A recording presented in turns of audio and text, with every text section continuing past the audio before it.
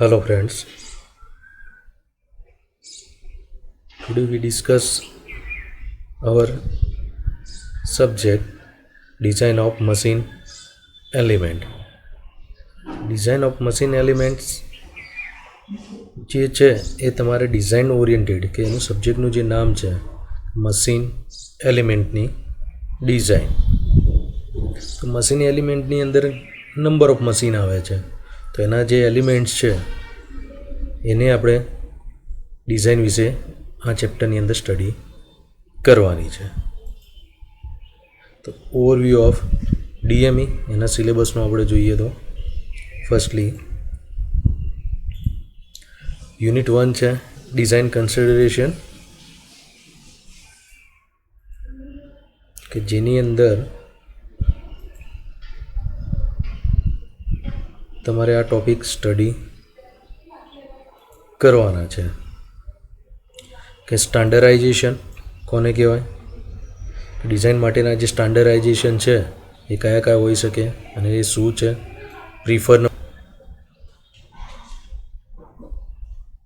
Third unit છે tolerance and fit, એના વિશે તમે જાણો જ છો કે ટોલરન્સ અને ફિટ કોને કહેવાય છે.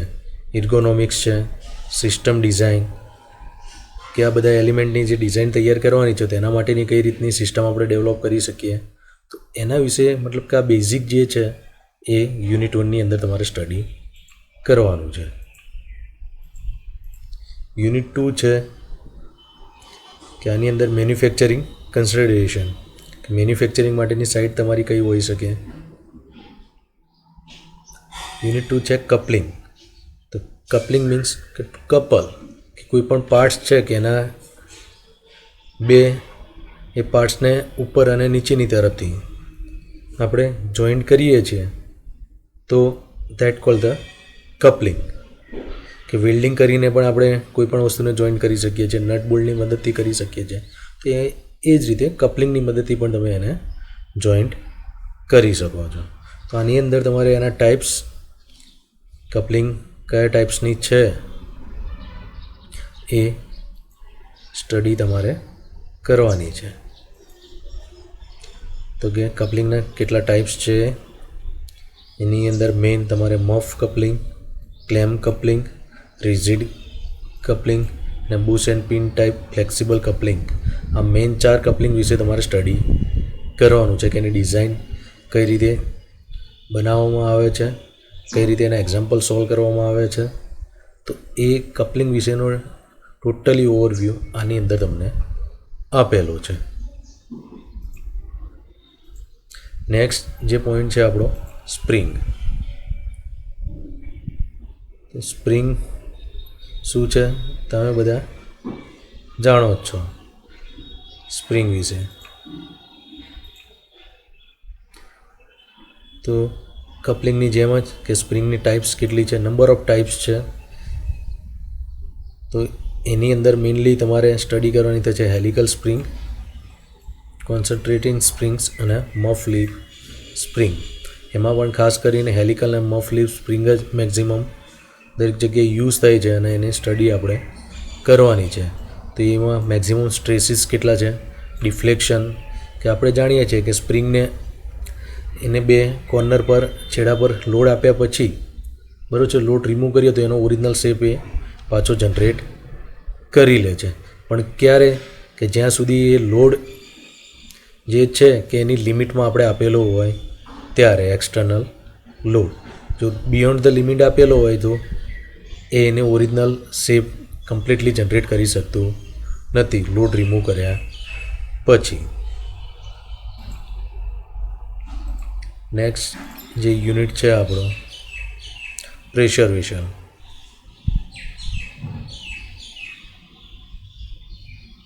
પ્રેશર વેસલની અંદર બે ટાઈપ આવે છે, થીન અને થીક મેઇનલી. તો એના પાછા બીજા સબ ટાઈપ આવે છે, સ્પેરિકલ હોય છે, સ્પેરિકલ, ઓવલ, એ પ્રમાણે સિલિન્ડરના અલગ અલગ ટાઈપ્સ છે. તો સિલિન્ડર જે છે આપણે જાણીએ છીએ કે બોટમમાં રાઉન્ડ હોય છે અને એની હાઇટ આપેલી હોય છે. તો એ સિલિન્ડર થીક છે, થીન છે, તો એની load capacity pressure internal pressure કેટલું સસ્ટેન કરી શકે છે, તો એના વિશે આપણે સ્ટડી આની અંદર કરવાનું છે. તો એના માટેના 3 ઇક્વેશન છે: લામ્સ ઇક્વેશન, કેલ્વિન-બર્નીન ઇક્વેશન અને cylinder with external pressure. Internal external pressure કેટલું સસ્ટેન કરી, તો આ ઇન્ટરનલ એક્સટર્નલ પ્રેશર કેટલું સસ્ટેન થશે સિલિન્ડરની અંદર, એ વાત થઈ. મેઇનલી કે ઓટો ફેટ્રેજ અને કમ્પાઉન્ડ સિલિન્ડર, કે સિલિન્ડરની એની જે કેપેસિટી છે પ્રેશર, બરાબર છે, કે ઇન્ક્રીઝ મતલબ સહન કરવાની, તો એ કઈ રીતે ઇમ્પ્રૂવ કરી શકાય છે, એ આ મેથડ છે autofrettage and compound cylinder. Next unit જે છે એ રોલર કોન્ટેક્ટ બિયરિંગ છે. તો બિયરિંગના 2 ટાઈપ આપણે જાણીએ છીએ જનરલી: રોલર કોન્ટેક્ટ બિયરિંગ અને સ્લાઇડિંગ કોન્ટેક્ટ બિયરિંગ.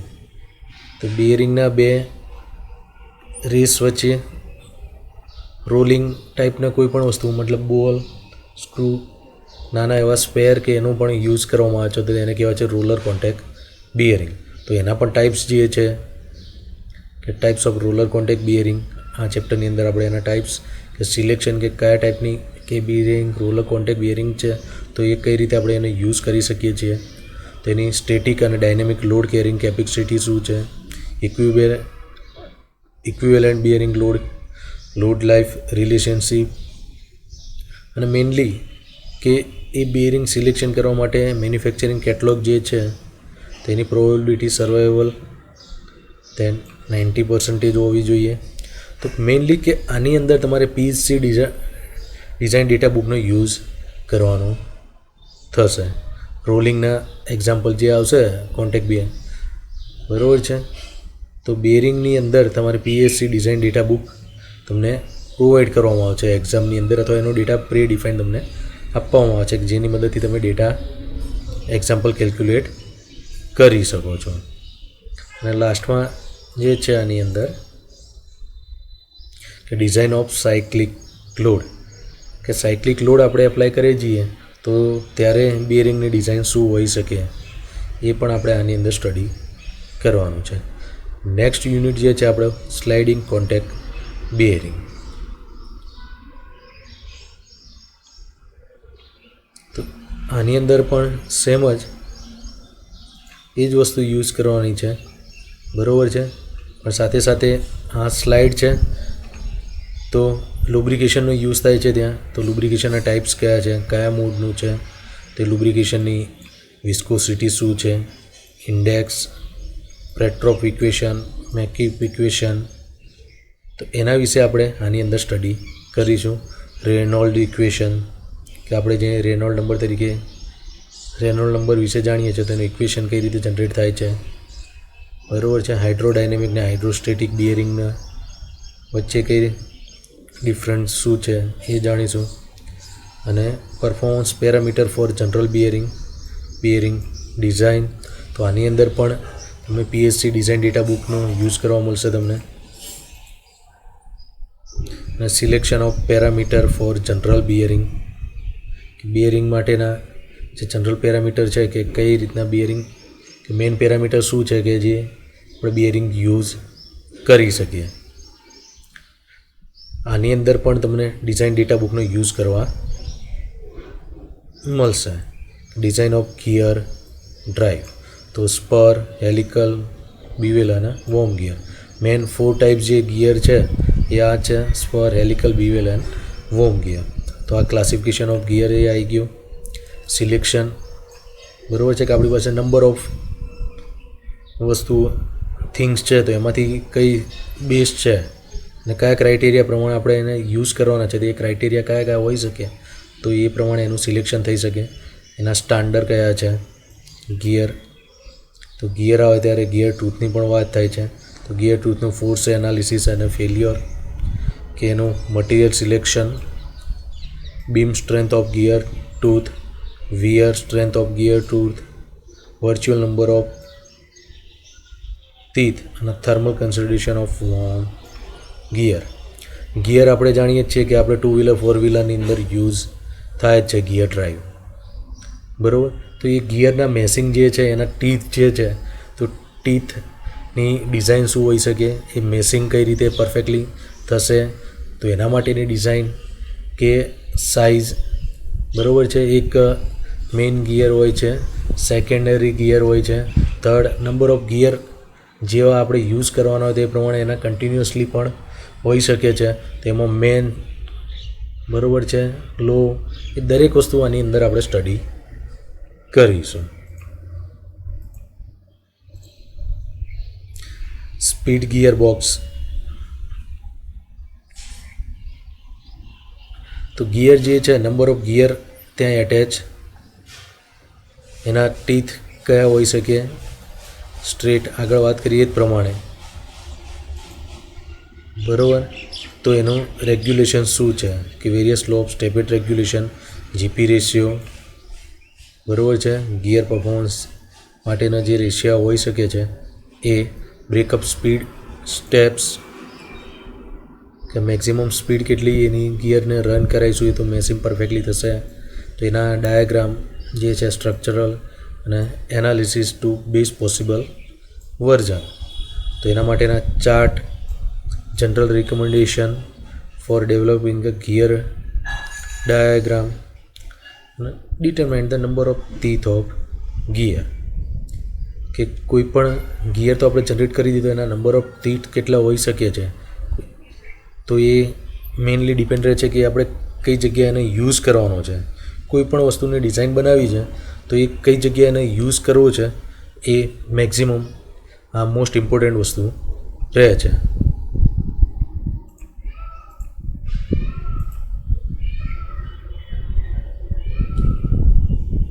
નેક્સ્ટ જે છે આપણો last unit, design of mechanism. તો એની અંદર આઈસી એન્જિનની અંદર જે ગિયર મિકેનિઝમ યુઝ થાય છે, વાલ ગિયર મિકેનિઝમ, તો એની ડિઝાઇન શું છે એ સ્ટડી કરીશું. હોઇસ્ટિંગ, તો ગર્ડર છે, બરાબર છે, કે જે મોટા મોટા મટીરિયલ હેન્ડલિંગ મટીરિયલ જે છે ઇન્સ્ટ્રુમેન્ટ, એની ડિઝાઇન શું હોઈ શકે છે. વાયર રોપ ડિઝાઇન અને ક્રેન્ક હુક એસેમ્બલી, તો એની ડિઝાઇન પણ આપણે અહીંયા સ્ટડી કરવાની છે. કે તમારી બુક્સ, તો જનરલી કે તમે જે પણ યુઝ કરતા હોય કે ટેકમેક્સ કે બુક્સ ઇન્ડિયા પબ્લિકેશન, બરાબર છે. અને ઓથરમાં કોઈ બુક યુઝ કરવી છે તમારે તો design of machine element by VB Bhandari. અને વીબી ભંડારી તમારે યુઝ, બરાબર છે, કે લેંગ્વેજમાં થોડી તમને એવું લાગતી હોય તો તમે સાથે સાથે, બરાબર છે, કે પીસી શર્માની પણ આવે છે. અને મેઇનલી જો તમે યુઝ કરતા હોય તો ખુરમી પણ આવે છે. એના પીએસસી ડિઝાઇન ડેટા બુક, કે જેની અંદરથી આપણે ગિયરિંગ અને બિયરિંગના પ્રી-ડિફાઇન્ડ ડેટા લઈશું અને જે એના કેલ્ક્યુલેશનમાં રિક્વાયર્ડ છે ડેટાની મદદથી કેલ્ક્યુલેટ પણ કરીશું. તો આ વાત થઈ તમારા સિલેબસની. Thank you.